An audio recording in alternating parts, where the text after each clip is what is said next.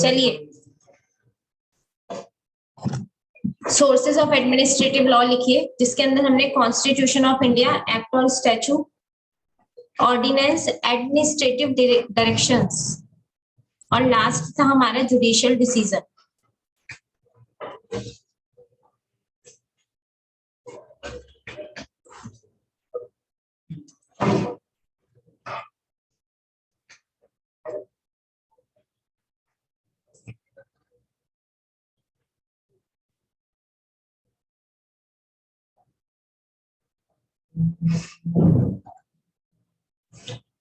Administrative directions,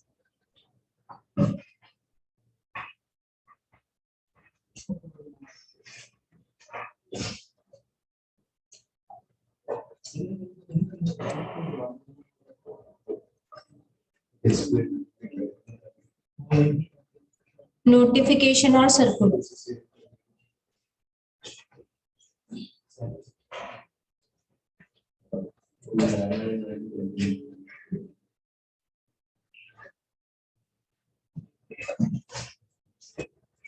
हम इसमें पढ़ने जा रहे हैं कि जो हमारा एडमिनिस्ट्रेटिव लॉ है, यानी एग्जीक्यूटिव अथॉरिटी के लिए जो लॉ बनता है वो आता कहाँ से है। सबसे पहला है हमारा origin constitution of India. Article 73 यानी यूनियन गवर्नमेंट पावर देती है कि क्या करो, एडमिनिस्ट्रेटिव लॉ बना दो, और स्टेट गवर्नमेंट के पास पावर है आर्टिकल 62 में कि वो लॉ बना देगी। ठीक है, उसके बाद है एक्ट और स्टैचू। कोई भी अगर एक्ट पास हो रहा है या कोई भी लॉ आ रहा है तो उसमें भी हमारे क्या होता है, एग्जीक्यूटिव अथॉरिटी के लिए लॉ बनता है, जिससे कि कभी कभी क्या है, टैक्स अथॉरिटी भी क्या करती है, लॉ बनाती है टैक्स कलेक्शन के लिए, पीस एंड ऑर्डर मेंटेन करने के लिए लॉ पास किए जाते हैं। तो वो सब हमारे किस में आता है, एक्ट और स्टैचू में। और ऑर्डिनेंस क्या है, जब हमारा सेशन में नहीं होता, कौन, पार्लियामेंट सेशन में नहीं होता, तब हम क्या बनाते हैं, ऑर्डिनेंस, यानी प्रेसिडेंट लेकर आता है कौन से आर्टिकल में, 1, 2, 3, या फिर गवर्नर लेकर आता है 2, 1, 3 में, है ना। और उसके बाद जुडिशियल डिसीजन, जब भी जजेस क्या करते हैं, किसी भी लॉ पे डिस्प्यूट राइज होता है तो जजेस क्या करते हैं, अपना डिसीजन देते हैं, जिसे हम बोलते हैं क्या, जुडिशियल डिसीजन। चलो सब चीजें एक एक करके लिखो और फिर आप ही लोग मेरे को बताएंगे कि क्या क्या समझ आया।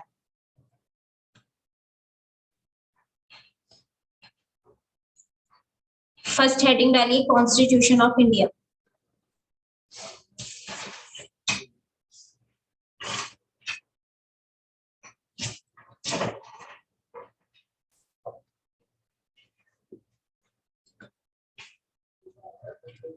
आर्टिकल 73 और आर्टिकल 62,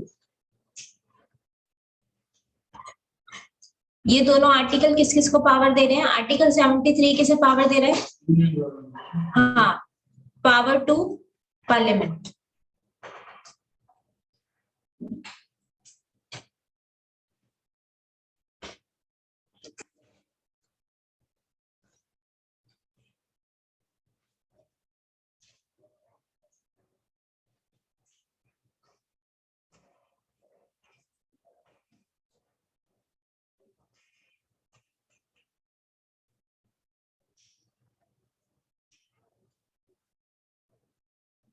और आर्टिकल 62 किसे पावर दे रहे हैं, हाँ जी, स्टेट लेजिस्लेटिव असेंबली। हमारे दो ही तो लोग लॉ बनाते हैं, एक तो स्टेट लेजिस्लेचर और एक पार्लियामेंट।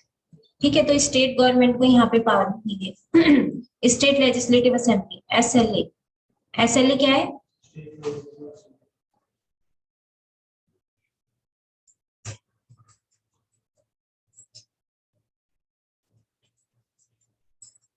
असेंबली को पावर मिली है क्या, कि वो बना सकती है लॉ।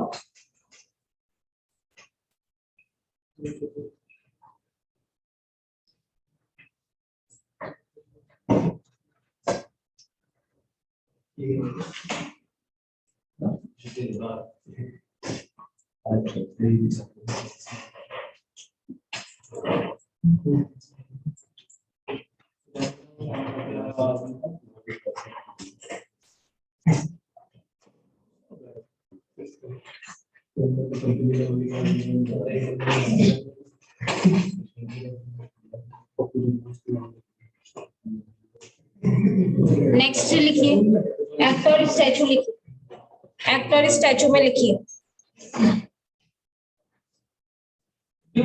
नहीं कोई छुट्टी नहीं।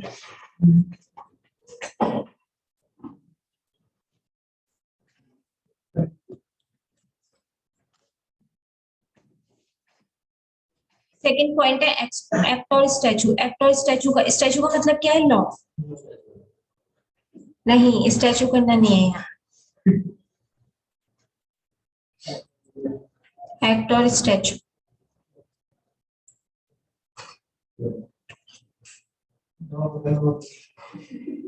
एक्ट कौन बनाएगा? Act passed by central government और स्टेट गवर्नमेंट।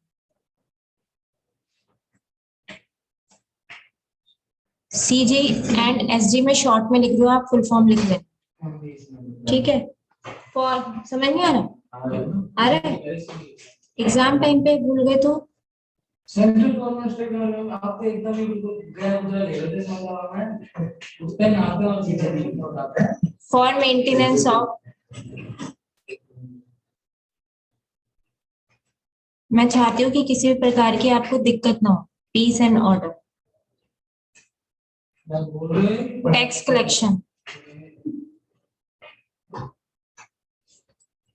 और थर्ड है हमारा economical and social growth.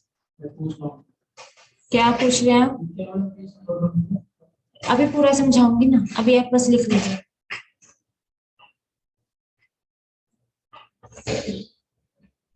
Economical and social growth. कभी कभी सरकार को क्या लगता है कि पीस एंड ऑर्डर बना रहे, उसके लिए वो कोई लॉ पास कर देती है। सोशल ग्रोथ या इकोनॉमिक डेवलपमेंट के लिए भी वो क्या कर देती है? एक्ट या लॉ बना देती है। तो वो सारी एट द एंड किसे फॉलो करना होता है? वो लॉ एग्जीक्यूटिव अथॉरिटी को ही तो फॉलो करना होता है। इम्प्लीमेंटेशन पावर्स किसके पास है? एग्जीक्यूटिव अथॉरिटी के पास। तो उसे हम एडमिनिस्ट्रेटिव अथॉरिटी भी बोलते हैं, ठीक है? एग्जीक्यूटिव अथॉरिटी को हम क्या बोल सकते हैं? Administrative authority. और जो एडमिनिस्ट्रेटिव अथॉरिटी होती है वही एडमिनिस्ट्रेटिव लॉ फॉलो भी करती है। क्या सभी को समझ आ रहा है? चलो नेक्स्ट लिखो। क्या बीमार हो जाओ? चलो सेबी एग्जाम्पल में लिखिए। जैसे सेबी हमारा रेगुलेशन करता है, बनाता है। वो कब बनाता है? टाइम टू टाइम रेगुलेशंस लाते रहते हैं। जैसे पहले लिस्टिंग एग्रीमेंट था, फिर वो सेबी लॉर्डर लाया, उसके बाद उसे और भी कॉर्पोरेट्स में गड़बड़ दी तो वो और अलग लॉ ले आएगा। तो जैसे जैसे उसे जरूरत पड़ती रहेगी वैसे वैसे वो पीस एंड ऑर्डर मेंटेन करने के लिए लॉ लाता रहेगा। तो सेबी कौन है? एक प्रकार का रेगुलेटर है जो रेगुलेशन की फॉर्म में सारे लॉ लेकर आता है, ठीक है? आरबीआई भी बहुत सारे रेगुलेशंस लेकर आता है, ठीक है? किस लिए लाता है? वो इकोनॉमिक ग्रोथ के लिए, ठीक है? ये भी वेरियस रेगुलेशंस हमारा इशू करता रहता है। थर्ड लिखिए ऑर्डिनेंस एडमिनिस्ट्रेटिव।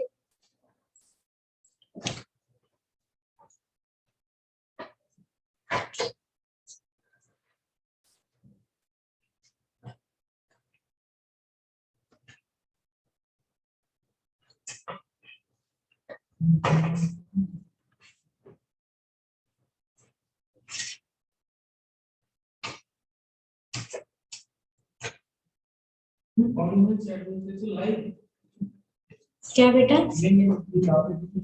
वो मैं ठीक से लिख रही थी। वो एडमिनिस्ट्रेटिव डायरेक्शंस, नोटिफिकेशन और सर्कुलर्स।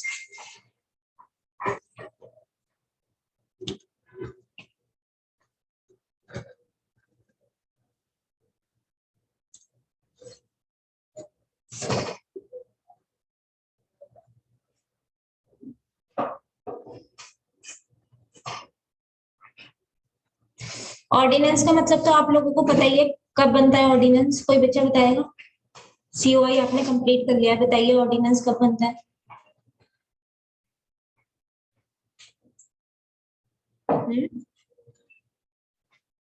बोलो।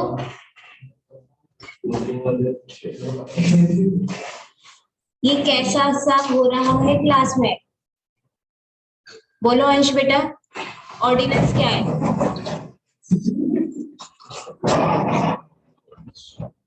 बोलो ऑर्डिनेंस क्या है? आप लोग तो बिल्कुल भी सीरियस ही नहीं है अपनी प्रोफेशनल पढ़ाई को लेकर।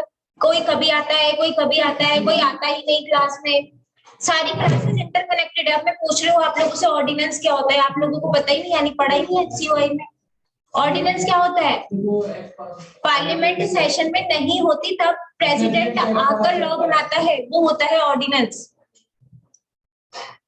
बेटा ऐसी लापरवाही मत करो, फिर बहुत दिक्कत हो जाएगी। चलो लिखो,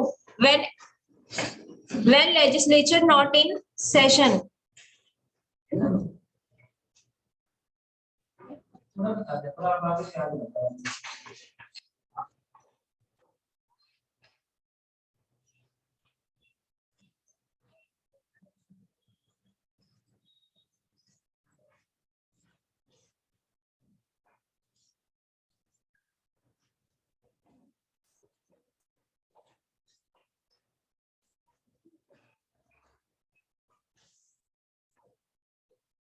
ऑर्डिनेंस का मतलब लिख लेना लॉ। ऑर्डिनेंस का मतलब एक प्रकार से लॉ ही है, लेकिन ये बनाता कौन है? प्रेसिडेंट। ठीक है। allow the administration to take necessary steps।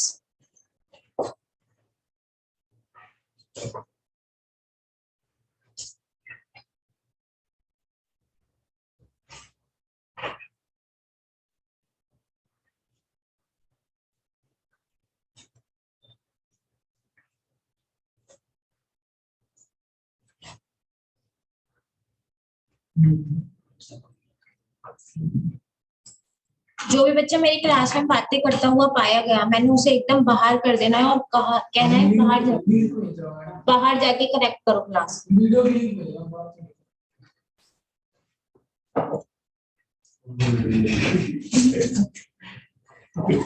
देखो बच्चों, इसमें लिखा है कि जो हमारा एडमिनिस्ट्रेटिव लॉ आता है, कभी कभी पार्लियामेंट सेशन में नहीं है तो फिर वो ऑर्डिनेंस पास करेगी, और जब वो ऑर्डिनेंस बनाएगी यानी कि वो एक प्रकार से लॉ बना रही है, अब उस लॉ को भी मानेगा कौन? कौन मानेगा उस लॉ को भी? एग्जीक्यूटिव अथॉरिटी, यानी एडमिनिस्ट्रेटिव अथॉरिटी को ही उस लॉ का पालन करना होगा। तो कभी कभी ना, पता है आपको क्या हुआ था? आईसीएसआई ने एक बार कोरोना में एक अटेम्प्ट ही खत्म कर दिया था, याद है आप लोगों को? अच्छा, तो जब कोरोना के दौरान, जब न्यू न्यू कोरोना आया था, तो उसने एक अटेम्प्ट को ही क्या कर दिया था? लैप्स कर दिया था, यानी एक अटेम्प्ट में एग्जाम्स हुए ही नहीं थे 2020 के टाइम पर। ठीक है, तो जून 2020 का टाइम था वो, जब उसने क्या किया था? आईसीएसआई एक प्रकार की एडमिनिस्ट्रेटिव अथॉरिटी है जिसने एग्जाम ही कंडक्ट नहीं करवाए। और आपने देखा होगा कि जो 11th-12th के बच्चे थे, उनके लिए भी बहुत सारे क्या आ गए थे? एग्जाम्पशंस आ गए थे। ये कौन लेकर आया था? ये सारी एडमिनिस्ट्रेटिव अथॉरिटी ही तो लेकर आई थी। जो सीबीएसई पूरे बच्चों को चला रहा है, वो भी तो गाइडलाइंस लेकर आए थे। तो वो कहीं ना कहीं टाइम टू टाइम अगर नोटिफिकेशंस ला रहे हैं, सर्कुलर्स ला रहे हैं, किसी भी प्रकार की डायरेक्शंस ला रहे हैं, या प्रेसिडेंट कोई प्रकार का लॉ ला रहा है, तो वो क्या है हमारा? Administrative law. वो कहा किस चीज को जन्म दे रहा है? Administrative law. समझ आते? इसमें एग्जाम्पल में लिख लो, जब प्रेसिडेंट लॉ बनाता है, आर्टिकल 123। सिर्फ मैंने ये प्रेसिडेंट का दिया है, वैसे तो हमारा जो वो है, क्या बोलते हैं, लॉ बनता है, वो बहुत सारे लोग बनाते हैं। प्रेसिडेंट लॉ बना रहा है आर्टिकल 123। ठीक है, ये एग्जाम्पल है। आईसीएसआई कोई लॉ बना रहा है, डायरेक्शंस इश्यू कर रहा है। ठीक है, एमसीए लॉ बनाता है। MCA time to time notification डालता रहता है कि जो भी कंपनीज पे लेट फीस लग रही है वो वेव हो जाएगी, यानी कि वो खत्म हो जाएगी। तो वो क्या कर रहा है? एमसीए भी नोटिफिकेशंस निकाल रहा है। ठीक है, तो एमसीए जो भी नोटिफिकेशन इशू कर रहा है, कोरोना के टाइम रोज सर्कुलर इशू होते थे। जैसे कभी कभी आपने देखा होगा कि जो इनकम टैक्स अथॉरिटी है, फाइनेंस मिनिस्टर क्या करते हैं? इनकम टैक्स अथॉरिटी जैसे रिटर्न फाइल होने की लास्ट डेट होती है, तो वो उसे एक्सटेंड भी कर देते हैं। कहते हैं कि हम क्या कर रहे हैं? एक्सटेंड कर रहे हैं, आप इतनी तारीख तक क्या कर सकते हैं? बढ़ा सकते हैं। तो ये कौन लेकर आया? Income tax authority. तो ये सारी पावर किसके पास है? एडमिनिस्ट्रेटिव अथॉरिटी के पास। ठीक है, फोर्थ लिखिए, जुडिशियल डिसीजन। ये लिख लिया था सबने? Yes madam. चलो लिखो फिर, फोर्थ जुडिशियल डिसीजन।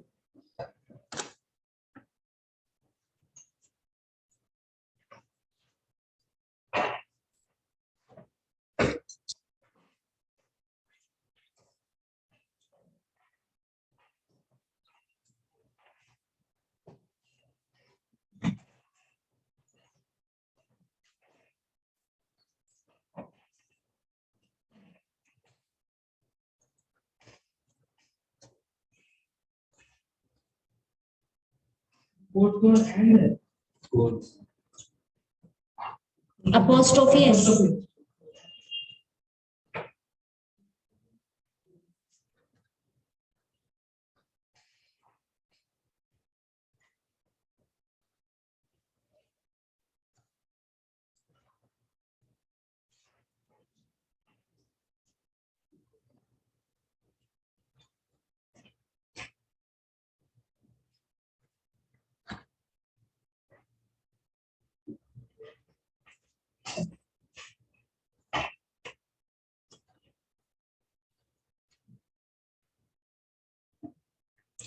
बच्चों आप ना ऐसे करके एरो बना के लिख लेना एडमिनिस्ट्रेटिव अथॉरिटी का काम, ठीक है। यहाँ पे आएगा नहीं तो मैं नीचे लिख,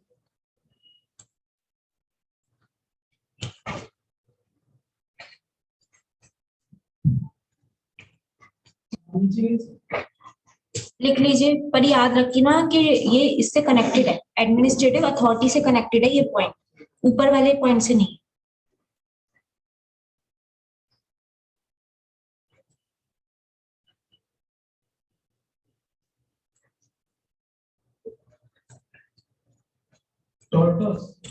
टॉर्चरस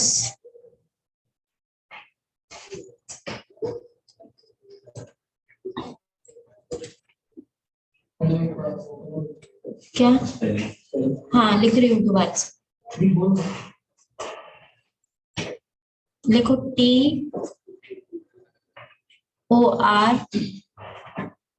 TORTUOUS, लिख लिया?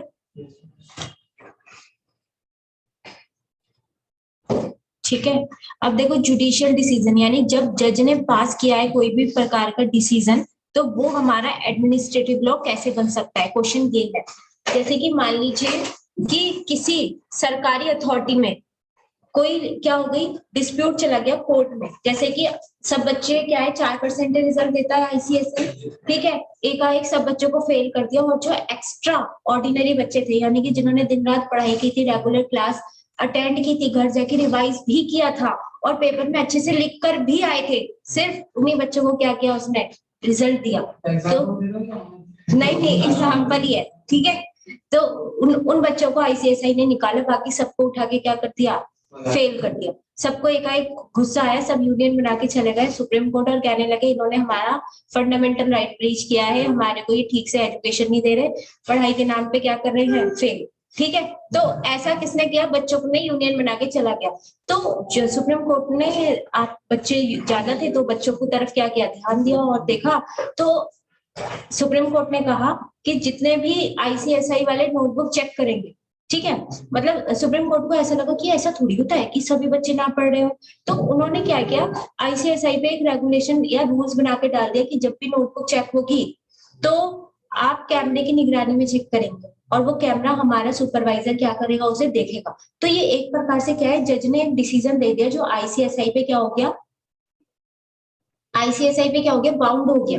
तो जब कोई कोर्ट का डिसीजन आईसीएसआई पे बाउंड हो जाता है तो वहां से भी एक एडमिनिस्ट्रेटिव लॉ निकल के आ जाता है। ये जितनी भी बातें बताई थी ये सब काल्पनिक थी, इस पे क्या नहीं है, ये कोई भी रियल नहीं है। कभी आप जाए और यूनियन बना के सुप्रीम कोर्ट में केस फाइल करते, ठीक है, आईसीएसआई किसी की नहीं सुनेगा, क्योंकि उसने अपने रूल्स रेगुलेशन में लिख रखा है कि हम जितना चाहे उतने नंबर काट सकते हैं, ठीक है, ठीक है। हाँ वो होता है ना, एक्स्ट्रा स्केलिंग कर लेते हैं।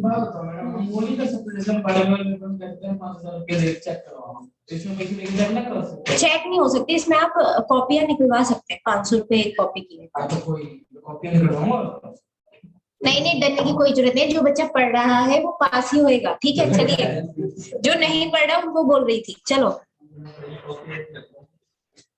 आप ऐसा सोच ही क्यों रहे हो कि फेल होगे, कॉपी निकलवाने की। आईसीएसआई, मेरा ऑब्जेक्टिव बस ये है कि आईसीएसआई का रिजल्ट टफ है, तो आप लोग भी अच्छे से पढ़ना शुरू कर दो, बस मेरा ऑब्जेक्टिव ये था।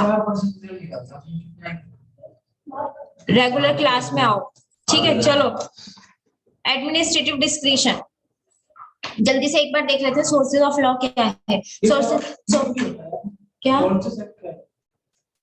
अच्छा ये वाला बता रही, सही याद दिलाया आपने। चलिए देखिए, इसमें एडमिनिस्ट्रेटिव अथॉरिटी कभी कभी क्या करती है, कॉन्ट्रैक्ट ब्रीच का एग्जांपल तो मैंने दे दिया कि जो आईसीएसआई वाला था। टॉर्चरस एक्ट क्या होता है, जैसे हम किसी सरकारी ऑफिसर के पास गए, वो क्या करता है, कहता है कल आना, परसों आना। ऐसे वो क्या करता है, एक सिटीजन को वो कहता है भाई मैं नौकरी छोड़ के रोज रोज थोड़ी यहाँ खड़ा हो जाऊंगा।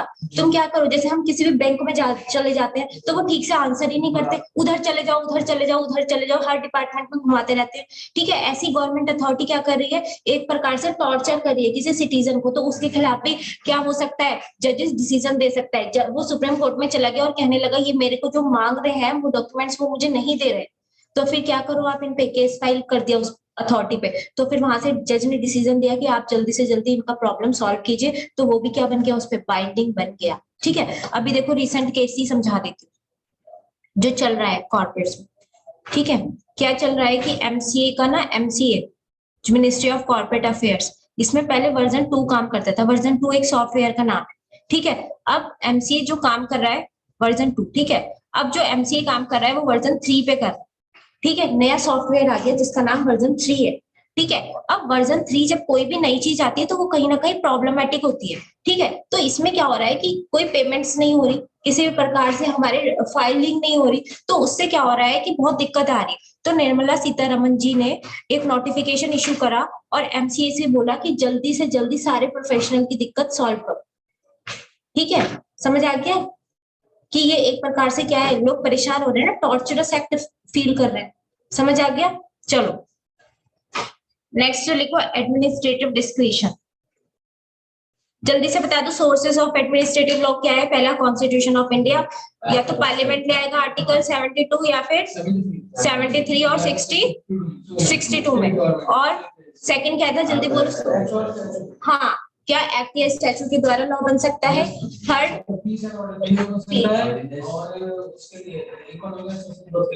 हाँ थर्ड,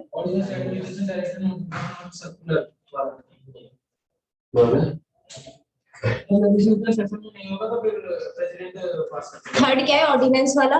फोर्थ क्या है जुडिशियल डिसीजन, यानी जज का जो भी डिसीजन होगा वो सारे सबऑर्डिनेट कोर्ट्स पे बाइंड हो सकता है। ठीक है, चलो लिखो एडमिनिस्ट्रेटिव डिस्क्रिशन।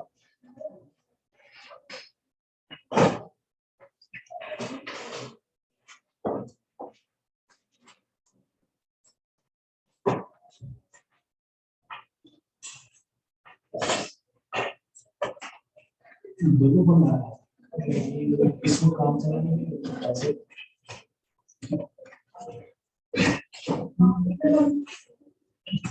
पहले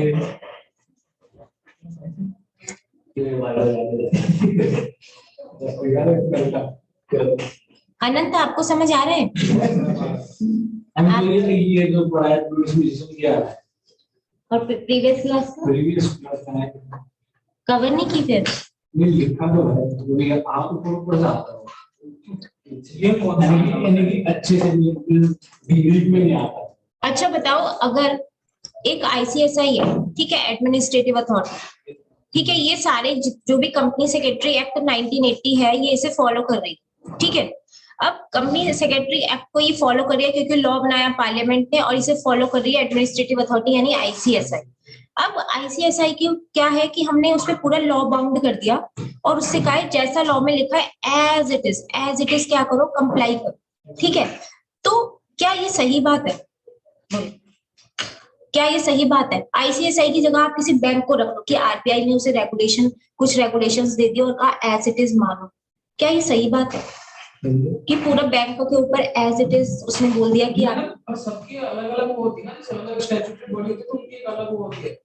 क्या तो उसी की स्टैट्यूटरी बॉडी बोला नहीं मैडम, मेरी लॉ जो वो है तो लॉ की बात, तो अगर आईसीआईसीआई की बात करें तो आईसीआईसीआई का अलग पोर्शन होता होगा ना, पर्टिकुलर चीज तो पर्टिकुलर चीज के ऊपर वो नहीं, जैसे कंपनी सेक्रेटरी एक्ट में लिखा है कि जून दिसंबर में एग्जाम होंगे, ठीक है, ये लॉ में लिखा है। अब क्या ये कोरोना आ गया तब भी वो कंपनी सेक्रेटरी का एग्जाम कराए?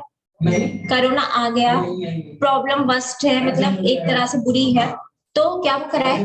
तो वो तो लॉ में तो ये लिखा है, सुनो बच्चों, लॉ में तो ये लिखा है कि एज इट इज फॉलो करो, जैसा लिखा है वैसा मानो एडमिनिस्ट्रेटिव अथॉरिटी का। जैसे आप लोगों का एग्जांपल लेती हूँ, अंश बेटा गए वहां पर पासपोर्ट ऑफिस और कहते हैं लाओ मेरा पासपोर्ट बनाकर दे दो, आधे अधूरे डॉक्यूमेंट लेकर चले गए, तो क्या ये एडमिनिस्ट्रेटिव अथॉरिटी बना देगी, पासपोर्ट ऑफिसर बना देगा? नहीं, वो क्या बोलेगा कि जाओ पहले ये डॉक्यूमेंट लेकर आओ, ये लेकर आओ, ये लेकर आओ, तभी तो ये किसकी डिस्क्रिशन है? डिस्क्रिशन का मतलब होता है मर्जी, ये एडमिनिस्ट्रेटिव अथॉरिटी की मर्जी के हिसाब से कुछ डिसीजंस होंगे। ये नहीं कि अंश ने केस फाइल करते ये तो मुझे टॉर्चर कर रहे हैं, रोज बुला रहे हैं, रोज बुला रहे हैं। अरे भाई जैसे डॉक्यूमेंट मांगे वैसे तो हमें पेश करने ही पड़ेंगे ना। तो उन्होंने यही कहा है कि कभी कभी जरूरी नहीं है कि जैसा एज इट इज लॉ में लिखा है वैसा ही सरकार बोले तुम करते रहो एडमिनिस्ट्रेटिव अथॉरिटी को। वो एक चॉइस भी देती है कि अगर आपको जरूरी लग रहा है तो यहाँ आप अपनी मर्जी चला सकते हैं। ठीक है साहिल, यस मैडम। चलिए लिखो फिर। डिस्क्रिशन का मतलब है मर्जी।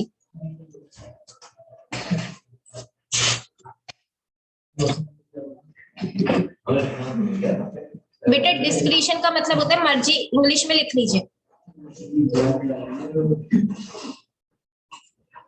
ठीक है, आप हिंदी में भी लिख सकते हैं।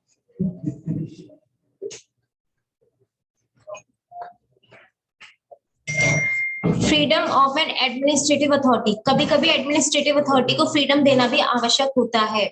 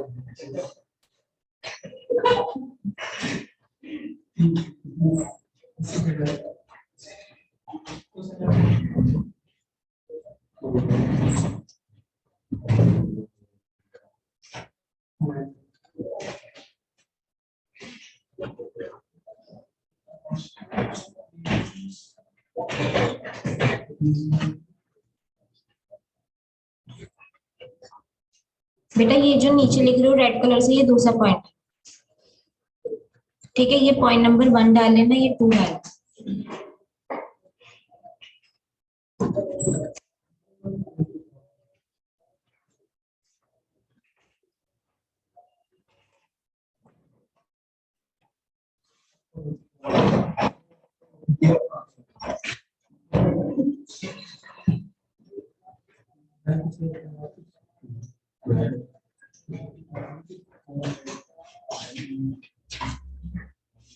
भावना बेटा आपको आ रहा है समझ? आप काफी एब्सेंट थे। एब्सेंट होने से आप लोगों का ही कनेक्शन जो है प्रीवियस क्लास का टूट जाएगा, क्योंकि बहुत सारी चीजें लिंक रहती है। तो जो बच्चे रेगुलर आ रहे हैं वो अपना ही बेनिफिट कर रहे हैं, और जो आ ही नहीं रहे हैं वो तो महा लॉस कर रहे हैं। ठीक है चलिए। It should not be personal whims. Whims का मतलब लिखिए। विम्स का मतलब कोई बता सकता है क्या होता है?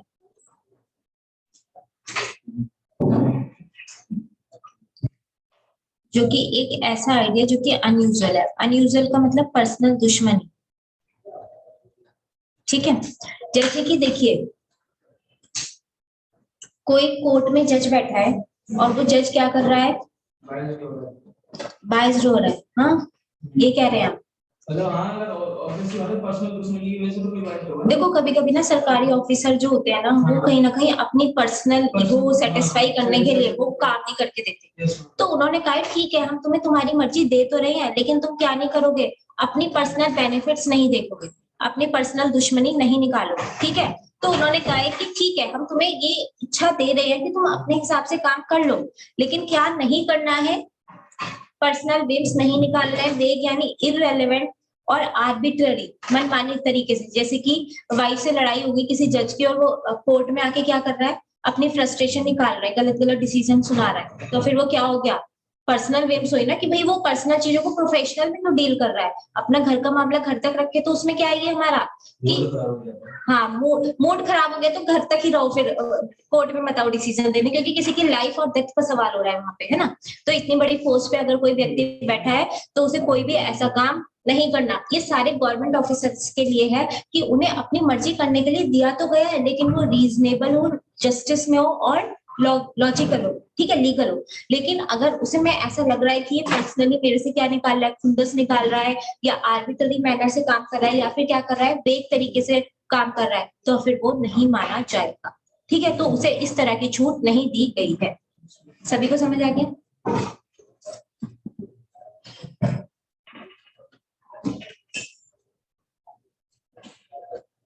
अब यहाँ पे एक एग्जाम्पल और लिख लीजिए, थर्ड पॉइंट में आई, इसी का थर्ड पॉइंट।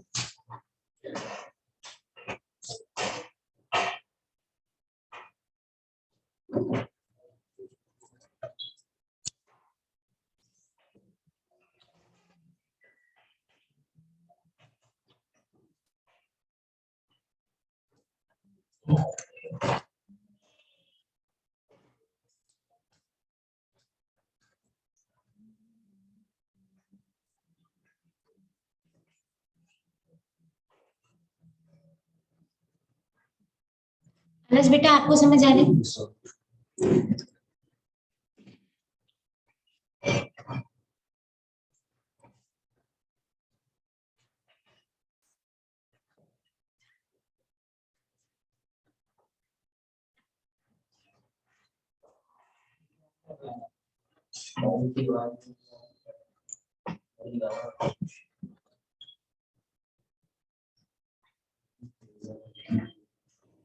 एब्रोगेट का मतलब होता है रिपील कर, मतलब हटा दो, ठीक है। रिपील भी आप भूल जाएंगे तो क्या लिखेंगे, हिंदी में लिखो हटा दे,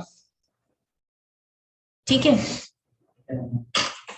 देखो जब ऐसा लगेगा कि हमारा सारा काम डिजिटल हो रहा है, कंप्यूटर की साइट्स क्या हो रही हैं, बहुत ज्यादा ओवरबर्डन हो रही हैं, तो फिर वो क्या कर सकता है, डेट एक्सटेंड कर सकता है। और वो क्या कर सकता है कि जब हमारा बहुत ज्यादा क्राउडेड ना हो चीजें, तो इसीलिए वो क्या करना चाहता है, सॉल्व करने के लिए कुछ ना कुछ लॉ में चेंजेस ला सकता है, अमेंडमेंट्स ला सकता है, या फिर हटा सकता है। कौन है ये, कौन है ये सारे काम करने वाले? एडमिनिस्ट्रेटिव अथॉरिटी, ठीक है। चलो जैसे कि अब इसका एग्जांपल भी लिख लो, जैसे आईसीएसआई क्या कर रहा है, न्यू सिलेबस लेकर आ रहा है, तो वो किसके पास पावर है, ये थोड़ी पार्लियामेंट में जा रहा है भैया सीएस का न्यू सिलेबस आना चाहिए या नहीं, आईसीएसआई ला रहा है, एडमिनिस्ट्रेटिव अथॉरिटी है, वो इतने सालों से सीएस को चला रहा है, तो उसे पता होगा कि कब क्या लाना है। तो लिख लीजिए एग्जाम्पल में, आईसीएसआई इशू न्यू सिलेबस। नहीं उन्हें क्या दिक्कत, कभी कभी वो चेंज, कभी कभी वो ट्रेनिंग स्ट्रक्चर भी चेंज कर देता है, ठीक है। जैसे मेरे टाइम पे अलग ट्रेनिंग का स्ट्रक्चर था, आप लोगों के टाइम पे अलग है ना। और क्या हो सकता है, कोरोना में जैसे एग्जाम वगैरह वो कैंसिल कर सकता है, तो ये सब क्या है इसके एग्जाम, ये सारी किसके पास पावर्स है, एडमिनिस्ट्रेटिव अथॉरिटी के पास। ये एक प्रकार से उसको डिस्क्रिशन ही तो दिया गया है कि आप अपने मनमाने तरीके से काम कर लो। चलो अब बहुत इंपॉर्टेंट क्वेश्चन लिखो, प्रिंसिपल ऑफ नेचुरल जस्टिस। ये एग्जामिनर का फेवरेट क्वेश्चन है, ये लीजिए। कोरोना के बाद लिखा है ये ओ है, कभी आप ए समझे, ये कोरोना लिखा है, ठीक है।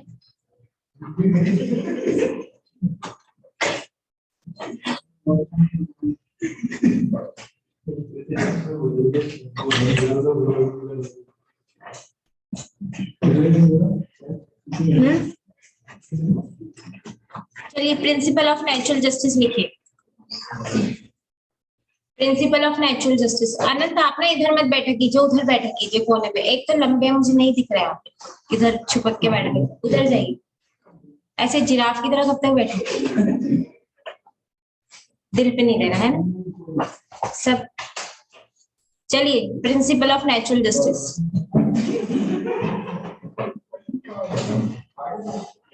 सबसे इंपॉर्टेंट क्वेश्चन,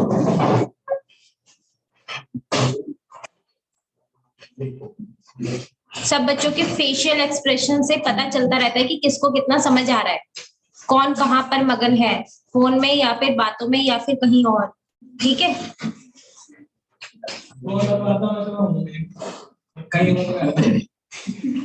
बच्चों ये ना बहुत इंपॉर्टेंट क्वेश्चन है आईसीएसआई का, सबसे इंपॉर्टेंट। आईसीएसआई का जब मन करता है उठा के पूछ लेता है कि कभी जून में कभी दिसंबर में, लेकिन अब मैंने ऐसा बोल दिया तो क्या अब तक पूछे या ना पूछे वो उसकी मर्जी। ठीक है, लेकिन जैसा प्रीवियस रिकॉर्ड रहा है वो मैंने बता दिया। मार्क कीजिए star. Principle of natural justice, इसमें दो प्रकार के प्रिंसिपल है। कोई बताएगा नेचुरल जस्टिस का मतलब क्या होता है? जस्टिस का मतलब तो न्याय होता है, नेचुरल का मतलब क्या है? नेचुरल तरीके से, क्या नेचुरल? प्राकृतिक तरीके से। प्राकृतिक नहीं है, यहाँ पे हम लीगल पढ़ रहे हैं, हाँ कोई हमारी एनवायरमेंट की क्लास थोड़ी चल रही है। नॉर्मल नहीं, अगर आप थोड़ा कॉमन सेंस से सोचो कि नेचुरल जस्टिस का मतलब क्या है, अलग नहीं करना इन दोनों वर्ड को। नेचुरल जस्टिस का एग्जैक्ट मतलब सोचो थोड़ा सा कि क्या हो सकता है, क्या हो सकता है? हाँ, क्या हो सकता है नेचुरल जस्टिस? जो पहले से चलता आ रहा है, आप ये कह रहे हैं। आप कोई और कुछ और ट्राई करेंगे? चलिए लिखिए। हाँ, थोड़ा थोड़ा सही पकड़े हैं। हाँ हाँ हाँ हाँ, बिल्कुल सही। कहने का मतलब ये है, हाँ सुनिए, कहने का मतलब ये है कि जो पब्लिक के भले के लिए न्याय किया जाए वो है नेचुरल जस्टिस। यानी कि पब्लिक के भले के लिए, जैसे कि देखो जो एग्जाम्पल होगा वो सिर्फ एग्जाम्पल है, कोई भी उसे क्या नहीं करेगा, अपने ऊपर नहीं लेगा। मान लीजिए सिर्फ मानना है कि सहज और अंश की लड़ाई होगी, सहज और अंश की लड़ाई होगी, और मैं कोर्ट के जज की उस पे बैठी हूँ पोस्ट पे, मैं क्या कर रही हूँ, सहज का फेवर ले रही हूँ और अंश को सुन ही नहीं रही। क्या कर रही हूँ, सहज का फेवर ले लिया और अंश का सुना ही नहीं, चाहे वो क्या था, बेगुनाह था, चाहे वो क्या था, उसके पास सारे सबूत थे, फिर ठीक है, ठीक है, तो फिर ये क्या हुआ कि गलत हुआ ना, मैंने दूसरी पार्टी को तो सुना ही नहीं, मैंने क्या किया, बस एक पार्टी को सुन के डिसीजन दे दिया, ये गलत हुआ। ठीक है, तो ये एक तरह से देखा जाए पब्लिकली मैंने क्या किया, इसको सुना ही नहीं, वो बेचारा अपने, ये सिर्फ एग्जाम्पल है, मेरे को भी कनेक्ट नहीं करना इस एग्जाम्पल में। ठीक है, तो ये क्या हुआ, हमारा नेचुरल जस्टिस के खिलाफ नहीं हुआ, पब्लिक के भले के लिए डिसीजन नहीं हुआ। चलो लिखो, अगर नेचुरल जस्टिस रहता है, जैसे कि अगर बच्चों सुनो, अगर कोई भी न्याय नेचुरल होता है यानी कि दोनों पार्टी को सुन के दिया जाता है, तो जो विश्वास है पब्लिक का वो बढ़ जाएगा। वो कहेंगे कि अगर मैं कुछ भी अपनी बात रखूंगा तो जज मेरी बात को सुनेगा। जैसे कि इन दोनों में लड़ाई हुई, अंश और सहज में, अंश को पता है कि कर रहा है कोर्ट में केस फाइल कर दे, मैं भी अपने पॉइंट रख दूंगा, तो दोनों पार्टी को विश्वास होता है ना कि मेरी बात भी सुनी जाएगी। ये थोड़ी कि कोई भी जज किसी का खरीदा हुआ या फिर कुछ है, क्या जज नहीं होते खरीदे, है ना, जज नहीं। वो नेचुरल जस्टिस का मतलब है कि अगर कहीं बाहर लड़ाई हो जाती है, आपने वो जोली LLB 2 पिक्चर देखी है आप लोगों ने, उसमें क्या होता है कि जो सौरभ शुक्ला जज होते हैं वो क्या करते हैं, दोनों तरफ की सुनता है, दोनों नहीं, वो एक बात बोलते हैं, एक पॉइंट बोलते हैं, एक डायलॉग बोलते हैं जिसमें बोलते हैं कि अगर कभी भी कोई लड़ाई हो जाए तो वो कहते हैं I will see you in court, है ना। वो हर पार्टी ऐसे क्यों बोलती है कि आई विल सी यू, हाँ, क्योंकि उन्हें पता है कि अगर मैं कोई भी केस फाइल करूंगा तो मेरा क्या मिलेगा, नेचुरल जस्टिस मिलेगा। ठीक है, चलो लिखो, faith in judicial system.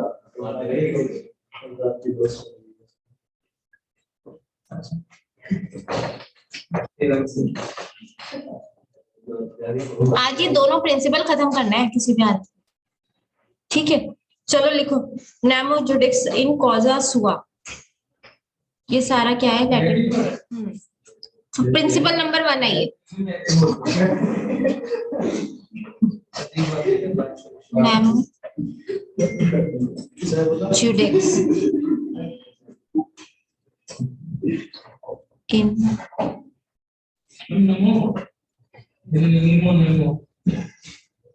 NEMO,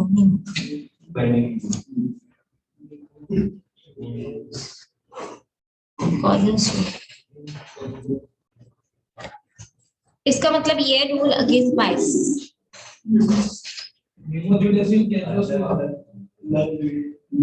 ठीक है, कोई स्पेलिंग नहीं समझ आ रही है तो पूछ लेना, CAUS से लिखा, ये SUA लिखा। ठीक है, रूल अगेंस्ट बाइस, रूल अगेंस्ट बाइस का मतलब क्या होता है?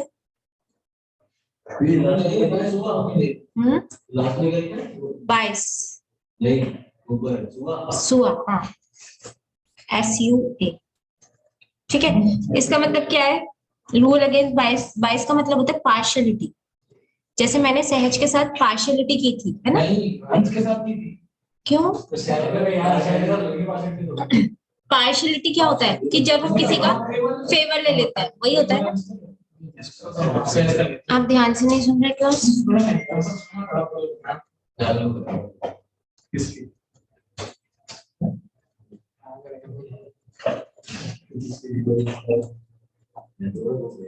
रूल अगेंस्ट बायस का मतलब क्या है?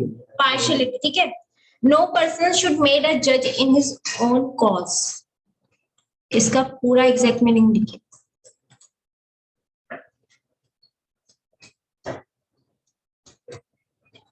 No person should made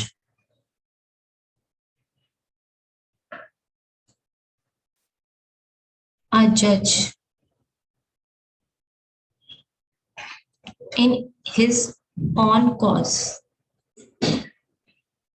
कोई मुझे इस लाइन का मतलब बता सकता है बच्चों? कॉज की स्पेलिंग है CAUSE, ठीक है। कभी आप इसे भी लैटिन वर्ड समझो, ठीक है। CAUSE,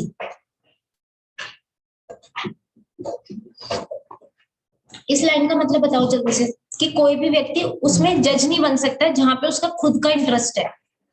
खुद का क्या है? हाँ, ऑन कॉज का मतलब उसका खुद का इंटरेस्ट, हिज इंटरेस्ट, यहाँ पे लिख लीजिए हिज इंटरेस्ट। हिज तो लिखा भैया, आप बस इंटरेस्ट लिख लीजिए, है ना। अब मान लीजिए मेरे को पता चलता है, आप लोगों को पता चलता है कि मैम का तो रिश्तेदार है सहज, और मैम अपने ही रिश्तेदार का फेवर लेंगी। ये सिर्फ एक एग्जाम्पल है, ठीक है। मैम क्या करेंगी? अपने ही रिश्तेदार का फेवर लेंगी। तो ऐसा लॉ मना करता है कि आप अपने ही उसमें क्या नहीं कर सकते? जज नहीं बन सकते। क्यों? क्योंकि दिख ही रहा है कि मैं नहीं, वो पता, वो ऑटोमेटिक, फिर तो मैंने खुद ही क्या किया, कॉन्ट्रावीन कर दिया लॉ का। क्योंकि ये रूल हमें यही समझा रहा है कि कोई भी जज उसमें नहीं रह सकता जहां पे उसको कोई इंटरेस्ट है। अब हम पढ़ेंगे किस प्रकार का इंटरेस्ट है। 3 प्रकार के इंटरेस्ट होता है, पर्सनल इंटरेस्ट, फाइनेंशियल इंटरेस्ट, या फिर सब्जेक्ट मैटर से रिलेटेड इंटरेस्ट है। अगर 3 में से किसी भी प्रकार का जज में उस डिस्प्यूट में या उस केसेस में या उस पार्टी में इंटरेस्ट है, तो फिर वो क्या नहीं करेगा? क्या नहीं करेगा? उसमें पार्टिसिपेट नहीं करेगा। क्योंकि साफ साफ पता चल रहा है कि जज अपने फायदे को पहले प्रेफर करेगा rather than the parties, rather than the issues, ठीक है। तो केस को वो इतने गहराई से नहीं देखेगा। वो कैसे देखेगा? अपने फायदे के लिए सोचेगा और देखेगा, ठीक है। तो इसका मतलब ये है, अभी बस हमें इतना समझना है निमो जुडिक्स इन कॉजा सुआ में, कि कोई भी जज नहीं बन सकता जिसका उसमें खुद का इंटरेस्ट जुड़ा हुआ है, ठीक है। तो अब लिखिए पेकुनरी बायस, 3 प्रकार के इंटरेस्ट है। चलो एक और लाइन लिख लो, फिर 3 जो हमारे इंटरेस्ट है वो नेक्स्ट क्लास में करा दो, ठीक है। वैसे तो मैं इसी में करा देती, लेकिन आज थोड़ी दिक्कत आ गई नेट वेट की। और ना आपसे 10:30 बजे एग्जैक्ट क्लास स्टार्ट होगी और 12 बजे खत्म होगी, ठीक है। चलो 50 पे कर दो, पर 10:30 बजे आप लोग आ जाइएगा, ठीक है। फिर हमारा सिलेबस में दिक्कत नहीं। 10:30 तो बन जाता है।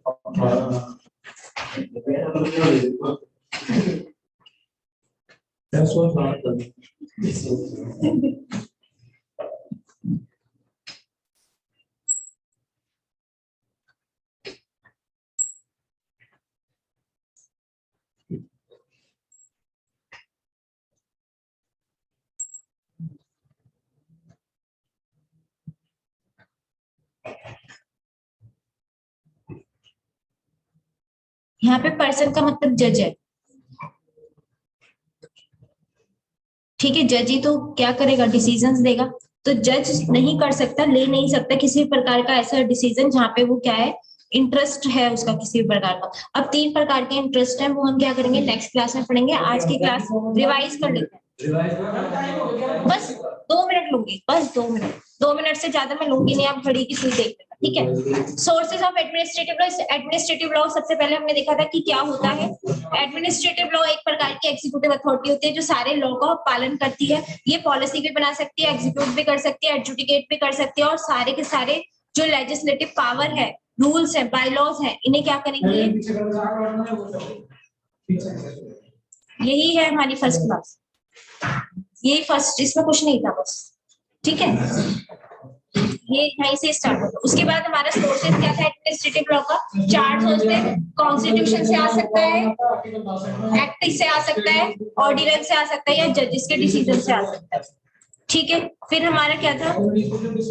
हाँ, जो भी डिस्क्रिप्शन यानी कि एडमिनिस्ट्रेटिव अथॉरिटी को दिया जाएगा फ्रीडम, लेकिन वो कैसा होना चाहिए? लीगल, जस्टिस और रीजनेबल। अगर उसने पर्सनल गेन्स निकाली, पर्सनल दुश्मनी निकाली, तो वो नहीं माना जाएगा, ठीक है। उसके बाद नेचुरल जस्टिस हमारे 2 प्रकार के हैं। फर्स्ट हमने देखा नेमो जुडिक्स इन, नेमो जुडिक्स इन कॉजा सुआ, जिसमें वो जहाँ पे उसका इंटरेस्ट है वहां पे वो जज नहीं बन सकता है। Thank you very much to all of you. Next class में